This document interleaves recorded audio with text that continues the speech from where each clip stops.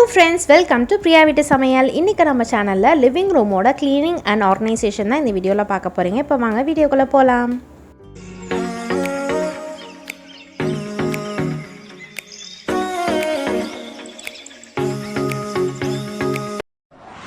நம்ம இன்றைக்கி ஹாலை வந்து சுத்தம் பண்ண போகிறோம். அதுக்காக நான் க்ளீனிங் ப்ராசஸ் ஸ்டார்ட் பண்ணியாச்சு. டஸ்டிங்லேருந்து நான் டீக்ளட்டர் பண்ணுறக்கு எதுவுமே இல்லை, குறைவான பொருட்கள் தான் நான் வச்சுருக்கேன் அப்படின்றனால டீக்ளட்டர் பண்ணாமல் நான் க்ளீனிங் பண்ணுறேன். சப்போஸ் உங்களுக்கு நிறைய பொருட்கள் இருக்குது, நிறைய புக்ஸ் இருக்குது, நிறைய வந்து கிஃப்ட் ஐட்டம்ஸ் எல்லாம் இருக்குது அப்படின்னா வந்து அது எல்லாத்தையும் வந்து தேவை இருக்கிறத மட்டும் வச்சுட்டு தேவையில்லாததெல்லாம் எடுத்துகிட்டு அதுக்கப்புறமா க்ளீனிங்கை வந்து ஸ்டார்ட் பண்ணுங்கள். க்ளீனிங்கை ஸ்டார்ட் பண்ணும் போதும் நான் எப்போதும் சொல்கிற மாதிரி தான் மேலே சீலிங்லேருந்து ஸ்டார்ட் பண்ணுங்கள். சீலிங்கை டஸ்ட் பண்ணதுக்கப்புறமா நான் வந்து ஃபேனை வந்து டஸ்ட் பண்ணிக்கிறேன். ஸோ ஃபேனை டஸ்ட் பண்ணதுக்கப்புறமா அது ஃபேனில் வந்து நிறைய அழுக்கு படிஞ்சிருக்கும் இல்லையா, அதுக்காக வந்து வினிகர் சொல்யூஷனை ஸ்ப்ரே பண்ணிவிட்டு அதுக்கப்புறம் நான் ஸ்க்ரப் பண்ணிக்கிறேன்.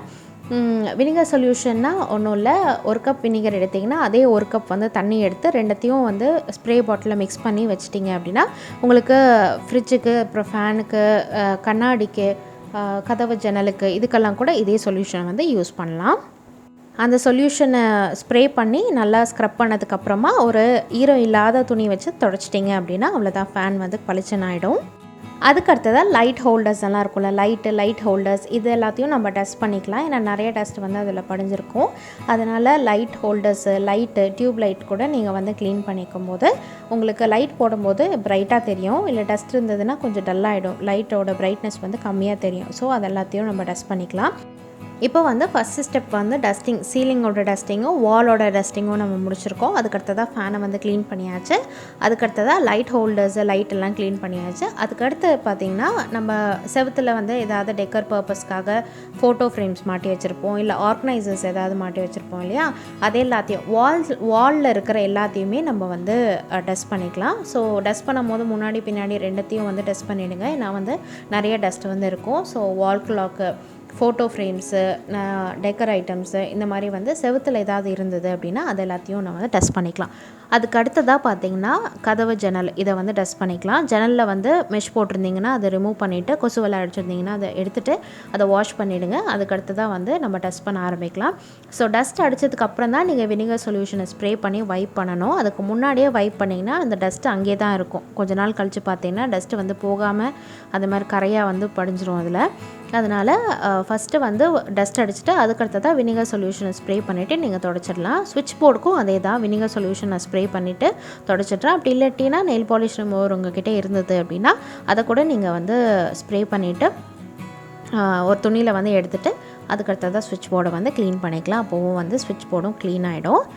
அதுக்கடுத்ததாக ஹாலில் வந்து உங்களுக்கு ஏதாவது ஷெல்ஃப் இருக்குது, இல்லை ஷோகேஸ் யூனிட் இருக்குது, இல்லை புக் கேஸ் இருக்குது அப்படின்னா அது எல்லாத்தையும் டஸ்ட் பண்ணிக்கலாம். ஸோ புக்ஸ் எல்லாத்தையும் டஸ்ட் பண்ணிக்கோங்க. அதுக்கடுத்ததாக வந்து ஷோகேஸ் எல்லாத்தையும் டஸ்ட் பண்ணிவிட்டு அதுக்கடுத்தது அதில் வைக்கக்கூடிய டெக்கர் ஐட்டம்ஸ் எல்லாத்தையும் நம்ம டஸ்ட் பண்ணிக்கலாம்.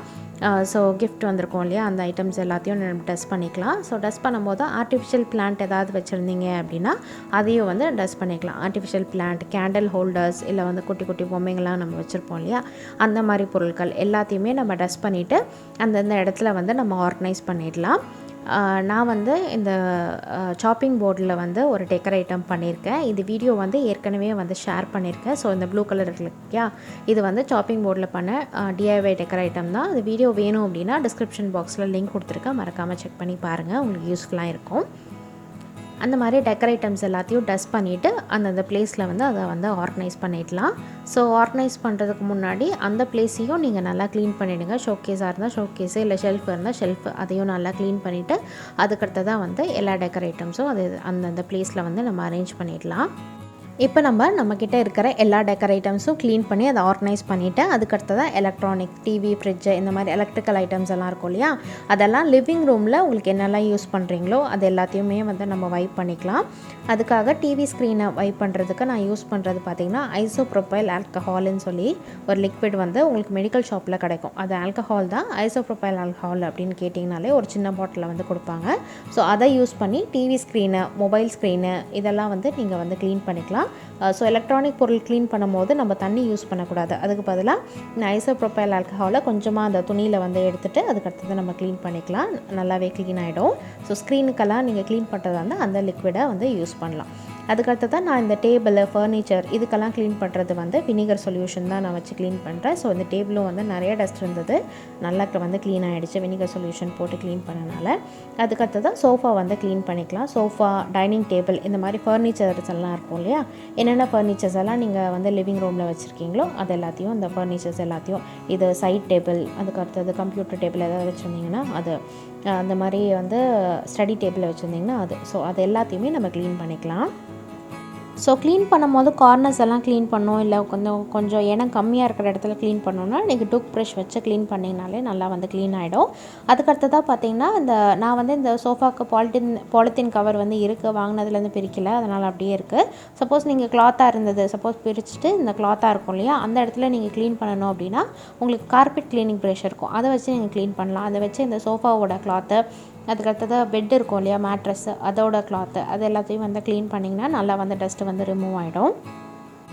லிவிங் ரூமை ஃபுல்லாக க்ளீன் பண்ணி முடிச்சதுக்கப்புறமா சோஃபா கவரு, டோர் விண்டோக்கு போகிற ஸ்க்ரீனு, அப்புறம் லஞ்ச் பேக்கு, ஆஃபீஸ் போகிற பேக்கு, அது எல்லாத்தையும் நீங்கள் வாஷ் பண்ணி அது காயறதுக்குள்ளே நம்ம வீடு பெருக்கி வீடு வந்து தொடச்சிடலாம். அவ்வளோதான், நம்மளுடைய லிவிங் ரூம் வந்து க்ளீன் ஆகிடுச்சு. மாப் பண்ணதுக்கப்புறமா கூட ஃப்ரிட்ஜ் மேலே, டேபிள் மேலே அதெல்லாம் ஜென்ரலாக வந்து டஸ்ட் பண்ணியிருக்கேன். நான் டஸ்ட்டு கூட்டும் போது அதில் மேலே வந்து உட்காரக்க சான்சஸ் இருக்குது, அதனால் அது எல்லாத்தையும் வந்து சும்மா வந்து டஸ்ட் பண்ணியிருக்கேன். அவ்வளோதான், நம்மளுடைய லிவிங் ரூம் வந்து இப்போ ரெடி ஆகிடுச்சு. இப்போ லிவிங் ரூமில் நான் எப்படி ஆர்கனைஸ் பண்ணி வச்சுருக்கேன் அப்படின்றத உங்களுக்கு காமிக்கிறேன். ஸோ லிவிங் ரூமை எப்படி ஆர்கனைஸ் பண்ணியிருக்கேன் அப்படின்றத ஒரு டூராக உங்களுக்கு காமிக்கிறேன். இதுதான் வந்து என்ட்ரன்ஸ் பக்கத்துலேயே சாவி மாட்டி வைக்கிறதுக்கு ஒரு ஹோல்டரை வச்சு அங்கே சாவியெல்லாம் மாட்டி வச்சுருக்கோம். கதவுக்கு பக்கத்துலேயே ஒரு டேபிள் வந்து போட்டிருக்கு, அது வந்து கம்ப்யூட்டர் டேபிள் தான், பட் நாங்கள் யூஸ் பண்ணுறதில்ல அப்படின்றனால இது வந்து ஒரு என்ட்ரன்ஸ் டேபிளாக வந்து யூஸ் பண்ணிகிட்டு இருக்கோம், ஃபாயர் ஏரியா மாதிரி.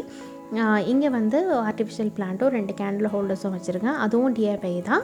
நான் வீடியோ வந்து டிஸ்கிரிப்ஷன் பாக்ஸில் உங்களுக்கு கொடுக்குறேன் லிங்க் வந்து, அந்த லிங்க்கை கிளிக் பண்ணி பார்த்தீங்கன்னா உங்களுக்கு எப்படி பண்ணியிருக்கேன்றது தெரியும். அதுக்கு கீழே வந்து ஹெல்மெட்டும், office bag, office related things எல்லாம் இங்கே இருக்கும். ஸோ வாலெட்டு, அதுக்கப்புறம் வாட்ச்சு, அப்புறம் மொபைல் ஃபோன், இதெல்லாம் வந்து எல்லாத்துக்கும் தனித்தனி ப்ளேஸ் கொடுத்துட்டிங்கன்னா வீடு வந்து கிளட்டர்டாக இருக்காது உங்களுக்கு.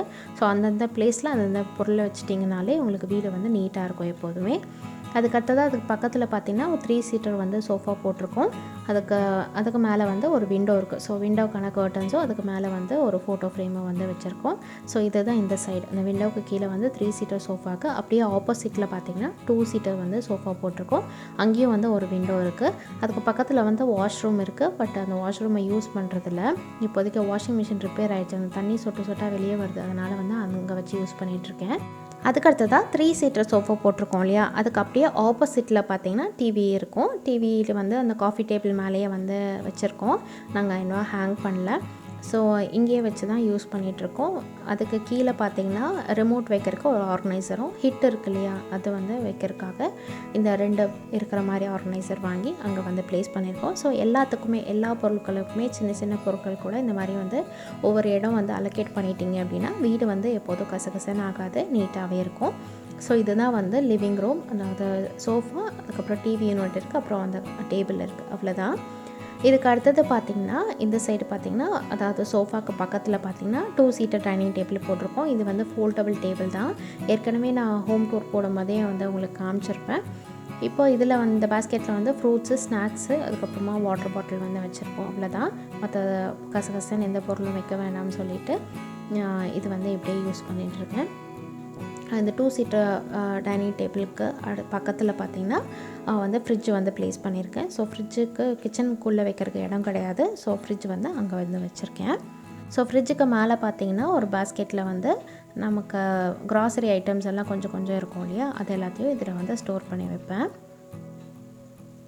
அடுத்ததான் டிவி யூனிட்டுக்கு பக்கத்தில் பார்த்திங்கன்னா ஒரு டோர் இருக்கு இல்லையா, அது வந்து ஒரு பெட்ரூம், அதுக்கு பக்கத்துலேயே இன்னொரு பெட்ரூம் இருக்குது. ஸோ வந்து 2 பெட்ரூம் இது. இந்த பெட்ரூம் வந்து நான் ஸ்டோர் ரூம் மாதிரி யூஸ் பண்ணிகிட்ருக்கேன். இந்த பெட்ரூம் வந்து நார்மலாக பெட்ரூமாக யூஸ் பண்ணிகிட்ருக்கோம். ஸோ 2 வந்து பெட்ரூம் இருக்கும், 2 டோர் இங்கே இருக்கும். இங்கே பார்த்தீங்கன்னா வாஷிங் மிஷின் ப்ளேஸ் பண்ணுறதுக்காக இங்கே வந்து ஏரியா கொடுத்துருக்காங்க. பட் நான் வந்து இங்கே யூஸ் பண்ணல, ரிப்பேர் ஆனனால வாஷ்ரூமில் வச்சு யூஸ் பண்ணிகிட்ருக்கேன். ஸோ இந்த ஏரியாவில் வந்து ப்ளெயினாக தான் இருக்கும். இதுக்கு மேலே பார்த்தீங்கன்னா இந்த ஒரு ஷெல்ஃப் தான் இருக்குது. ஸோ டெக்கர் ஐட்டம்ஸ் ஏதாவது ப்ளேஸ் பண்ணலாம் அப்படின்றனால இதுக்கு ப்ளேஸ் பண்ணியிருக்கோம். ஏன்னா வந்து ஜன்னல்லேருந்து ஸ்ட்ரைட்டாக பார்த்தீங்க அப்படின்னா இந்த ஷெல்ஃப் தான் தெரியும். அதனால் இங்கே வந்து எந்த பொருளும் வைக்க வேண்டாம் அப்படின்றனால டெக்கர் ஐட்டம்ஸ் வச்சு ஆர்கனைஸ் பண்ணியிருக்கேன். இதுதான் வந்து கிச்சனுக்கு போகிற என்ட்ரன்ஸு. அவ்வளோதான் friends, living room cleaning and organising வந்து உங்களுக்கு பிடிச்சிருக்கும்னு நினைக்கிறேன். பிடிச்சிருந்தா மறக்காமல் லைக் பண்ணுங்கள், ஷேர் பண்ணுங்கள், கமெண்ட் பண்ணுங்கள். தேங்க்யூ ஃபார் வாட்சிங்.